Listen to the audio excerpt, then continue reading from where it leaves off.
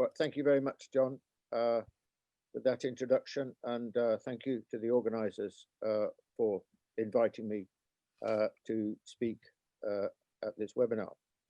I'm not going to talk about the relationship between China and the US in any great detail. I would say I very much agreed with Wang Wen's comments at the beginning about this, and also what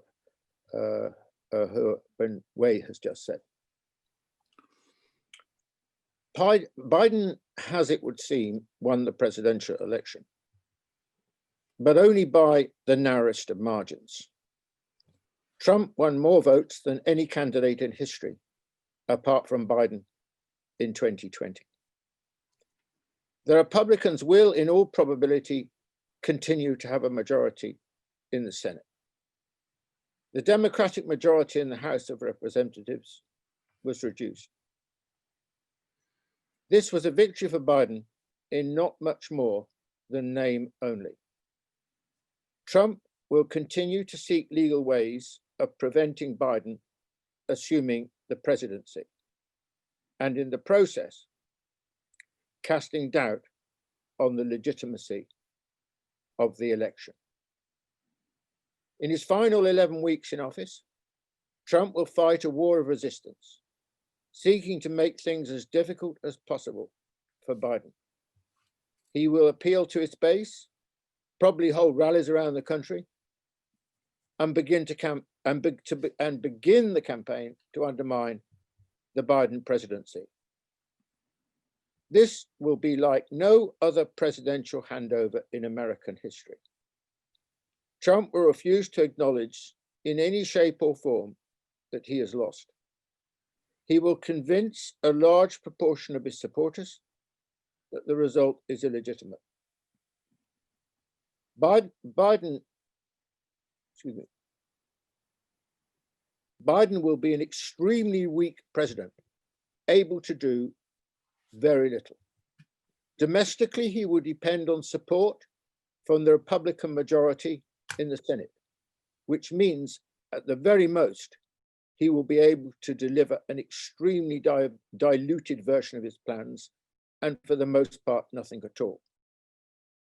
He will have more room to maneuver on foreign policy, but our expectations when it comes to China should be extremely minimal. The American turn against China was bipartisan. The Democrats were no less hawkish than Trump. Indeed, historically, they have been worse. Biden will probably be less aggressive, a bit more accommodating, but not much. And he will be constantly accused by the Republicans of being weak on China. The bottom line of this election is that America is hopelessly divided and deeply polarized.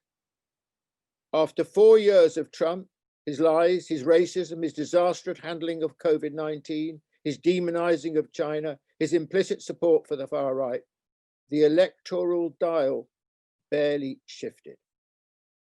The status quo ante continues.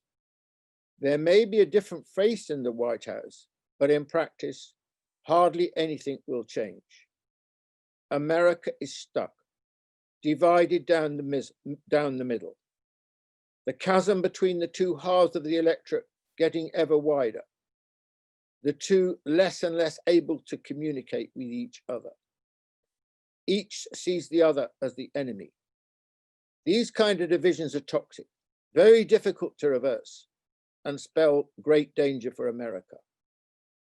Why? How did America get to this? The reasons are very deep. America is a remarkable country.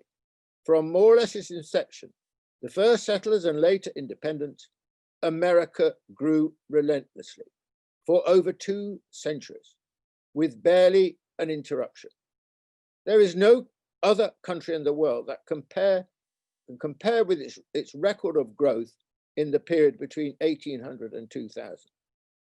The idea of America as the land of opportunity, that it could achieve the impossible, was rooted in this historical transformation.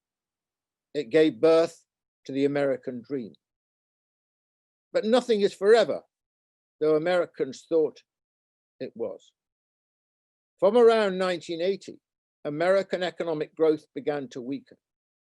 The crucial turning point came a little later, in the first decade of this century. The disastrous wars in Afghanistan and Iraq shook faith in the American establishment and the confidence of Americans in their global reputation and standing. And then, most crucially of all, came the 2008 Western financial crisis, homegrown in America. Many Americans had experienced more or less stagnant incomes, if not contracting, ever since the 1980s, which led to a growing sense of dissatisfaction. The 2008 crisis further hit wages and jobs. Economic growth fell to its lowest level for many decades. Several polls have shown that Americans no longer expect their children, when they reach the same age, to enjoy similar living standards. They will be poorer.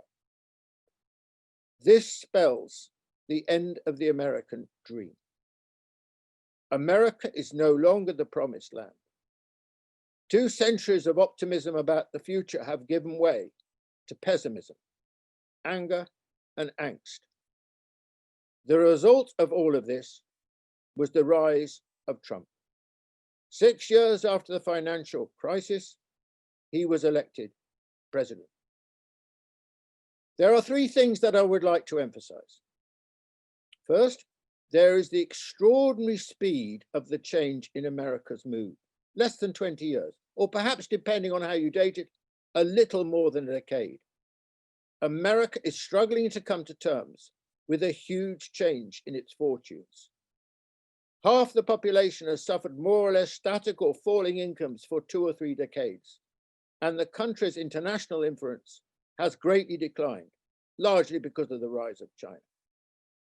Second, the fact that a political leader like Trump, who is so radically different from all his predecessors, who has abandoned America's post-war foreign policy, who displays such strong authoritarian predilections and is openly racist, is a warning that America is now impossible to predict.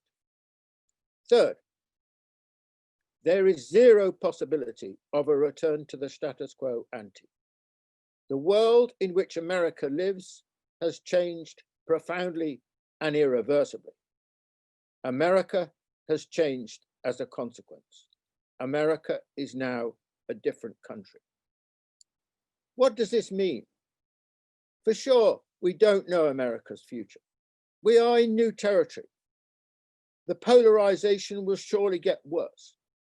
The tensions will grow. Biden will likely be a one-term president. Trump or someone worse, perhaps, could be elected in 2024. What will happen to American democracy as we know it? Will America act in a way that threatens world peace? What, in the longer term, will become of America? Such apocalyptic questions are no longer hypothetical. America is unstable and unpredictable. Its future is unknown. Thank you very much.